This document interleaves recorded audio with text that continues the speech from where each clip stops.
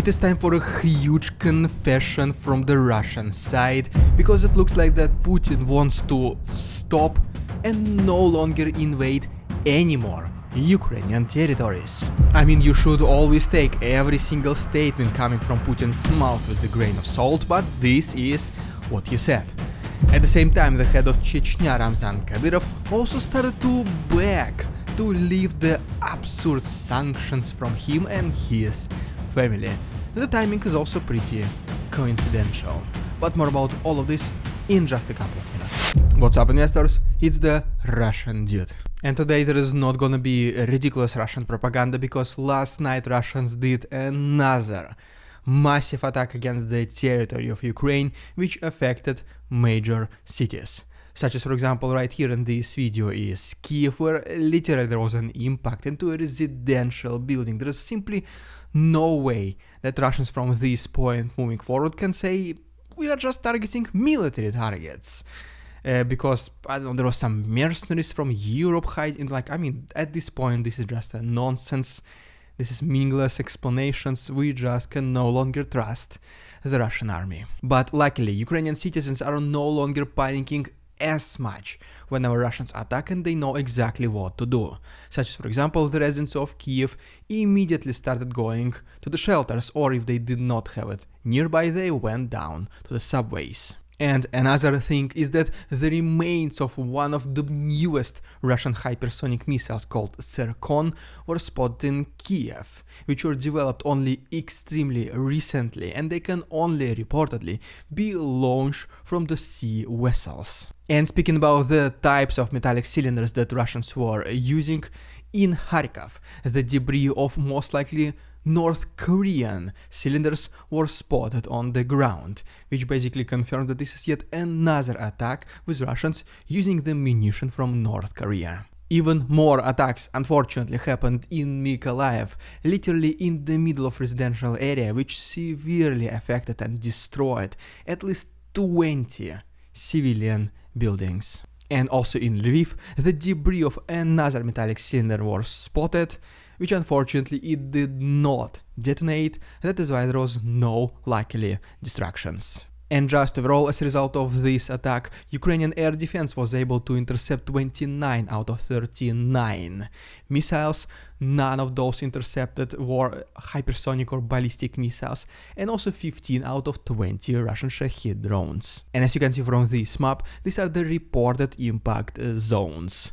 Most of these places are just civilian and residential areas. This is a fact. And according to some rough estimations, Russia might have spent more than $400 million in this most recent attack against Ukraine. But Ukrainians did have a response themselves, such as, for example, right here is the video from Belgorod, where a local, reportedly substation was attacked by a Ukrainian drone. And then in Izhevsk, some very loud noises were also reported by the local residents, which came from the factory developing reportedly some missile engines and even just the metallic cylinders themselves.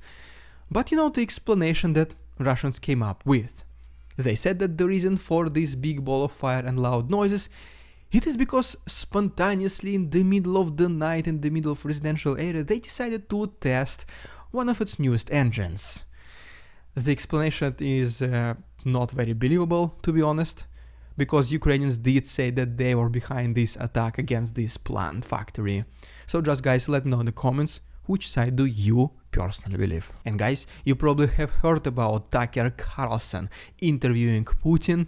Reportedly the interview is already done, and it will be released to the public at 6 p.m. Eastern Standard Time on February 8th, which is pretty much today. So I decided to watch this entire interview with you guys. I will do a live stream on my Patreon. So guys, if you do want to participate, you want to hear what I think about everything that's going on, if it's good or bad interview and what are the consequences of this interview can be, please go ahead and check my Patreon. The link is down below. There is 1 week of free access for every single one of you, and you will also receive uncensored videos, footage, photos, videos, and early access to my The Russian Dude episodes. It is an extremely good support for the channel, and once again the link to my Patreon is down below. And so yes, now let's get back to the attacks by Russians and Ukrainians against each other, because honestly, we do have a huge confession from the Russian side. They basically mentioned that at this very moment the air defense systems of Russia, the capabilities of these systems, looks like they're not enough to intercept Ukrainian drones, and that is why in the past and most likely in the future there were such attacks, including such distant and important targets as St. Petersburg, the second biggest city and the second most important, I would say, city in Russia.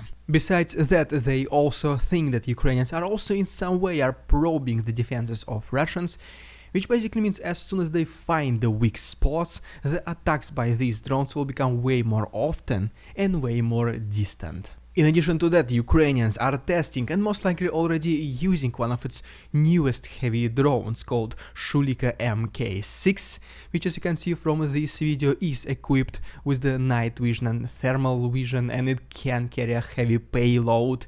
And besides that, according to Ukrainians, it can withstand some electronic warfare and anti-drone guns. So as you can see, even though there is no direct combat activities on the territory of Russia, the attacks of Ukrainians using drones are becoming relatively frequent, and there is no severe response by Russians, which basically means Ukrainians will only get more confident in doing these attacks in the future. That is why Putin, in one of his previous conferences, he mentioned that he would like to move the front line away from Russia as far as possible. Because at this point in his understanding, demilitarization of Ukraine is no longer destroying or invading the country, but at least pushing front lines as far as possible so the Russia itself is no longer attacked by Ukrainian drones. The question is, if he will be able to achieve this, will he stop there or will he keep going? And by the way, now it's time for you, Adam, Aiden, Adonis, Adrian and Adriel, to subscribe to my channel and to like this video, if you do appreciate the style of these daily news updates, of course. And if you also want to hear me calling your name, feel free to subscribe as well, because eventually it will happen. You can also follow me on Instagram. On these upcoming days there will be huge announcements, and I do not want you guys to miss them. The link to my Instagram is down below. So yes, once again, I did mention the plans of Putin to stop, so let's talk about this right now, before we finalize everything with Kadyrov begging to lift sanctions against him and his family. And so yes, speaking about Putin, according to the report by the Institute for the Study of War, it looks like that Putin started to implement long-term solutions, long-term activities to integrate existing territories of Ukraine, such as Kherson, Zaporozhye, Donetsk, Lugansk region, and in some way Crimea, to be as a part of Russia. And besides this, there is no more activities seen from his side that he wants to capture even more land. So basically what this report, once again by the Institute for the Study of War, suggests is that Putin wants to somehow officially keep those territories, even though obviously no one in the rest of the world except Putin allies will agree that these are new Russian territories, but looks like at least that he might maybe at least temporarily stop after this procedure is done, just like it happened in Crimea back in 2014.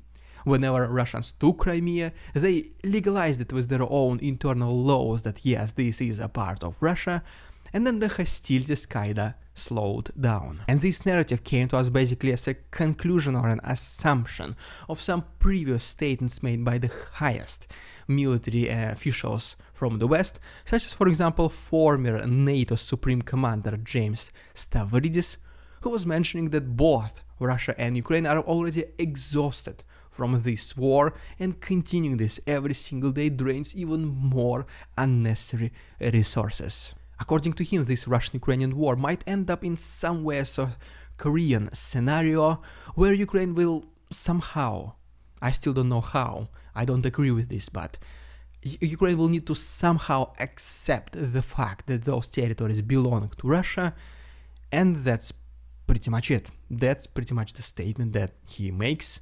Very controversial one. I do not think many of you will agree with this one as well, because you cannot simply go to another country, take its land, and say now it's ours. I mean, that's just nonsense, right? But what it does tell us is that yes, there is a stalemate along the front lines. It is extremely expensive to continue the war, and both sides, they want in one way or another to resume the negotiations. But there is no point of contact, at least yet. They might agree on some minor details, but the big picture is still far from perfect from both sides. And even the West in the past was also making several statements that they kinda started to force Ukraine to sit at the negotiations table, which obviously, as you can see, Zelensky most likely will never accept, but the pressure was there. There were even some other crazy assumptions based on those statements that in case Zelensky will not agree to negotiations, which he never did, maybe the West will even create some kind of instability within the Ukrainian government to